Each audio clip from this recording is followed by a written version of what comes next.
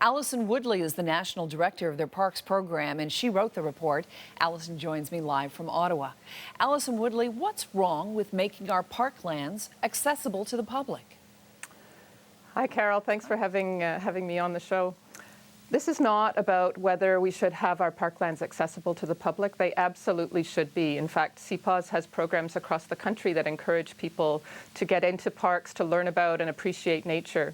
This report is really about a shift in direction in the focus of Parks Canada that we've seen over almost a decade, away from a primary focus on conservation and towards more of a marketing and tourism focus. And the challenge is that this is often at the expense of the very nature that Parks Canada is supposed to protect in our national parks, so people can enjoy these places today and also in the future, so that our grandchildren will also be able to see caribou and grizzly bears. And our national parks are supposed to be the gold standard for conservation, and if grizzly bears and caribou... If I may just ask you, give me an example of what you're talking about, how Parks Canada is focused on marketing at the expense of conservation. So we highlight three main areas. The first is that there have been a series of infrastructure development proposals approved or with concept approval in Banff and Jasper, which are our most developed and most crowded national parks.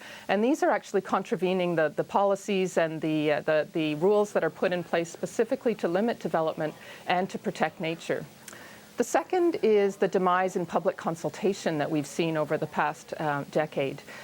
For example, Lake Louise, the Lake Louise ski resort in Banff National Park, there was a proposal last year that was approved, had got concept approval to actually expand that to almost double it in size. And yet the public only had just a few weeks to provide input on hundreds of pages of documents after Parks Canada and the private developer had spent years behind closed doors negotiating this proposal. And so there has been this demise in public consultation to the point where Parks Canada is now basically stopped publicly reporting on the state of park ecosystems in our parks. And they're now out of legal compliance with the National Parks Act in terms of publicly reporting on the state of our national park ecosystems. Okay, there are three infrastructure developments in Banff and Jasper that you specifically highlight in the report.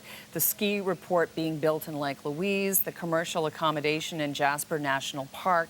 I believe that's accommodating people overnight in part of the park. That's and right. A bike path being built in Banff. Some people might say, well, what's wrong with that?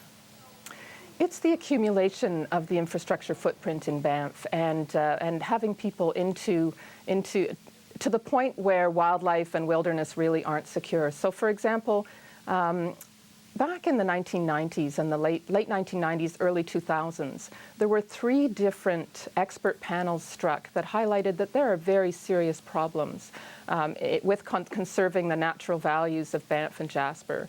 And in fact, if we didn't limit and in fact in some cases reversed the development footprint in these national parks, that wildlife and wilderness were at risk. And so there were rules put in place specifically to do that.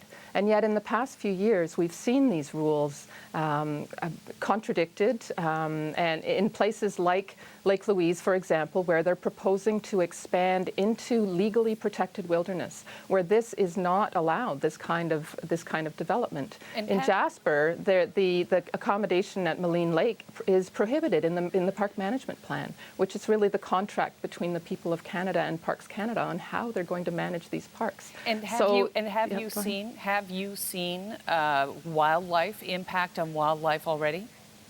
Well, the last public report that Parks Canada issued on the state of park ecosystems in our national parks found that less than half of the park ecosystems that have been measured are in good condition, that fully a third are in decline, and that 40% had yet to be measured.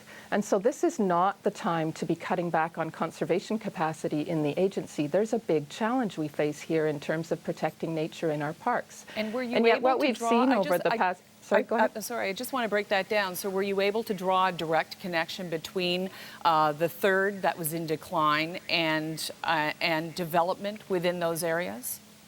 There are a number of reasons that that park ecosystems are in decline.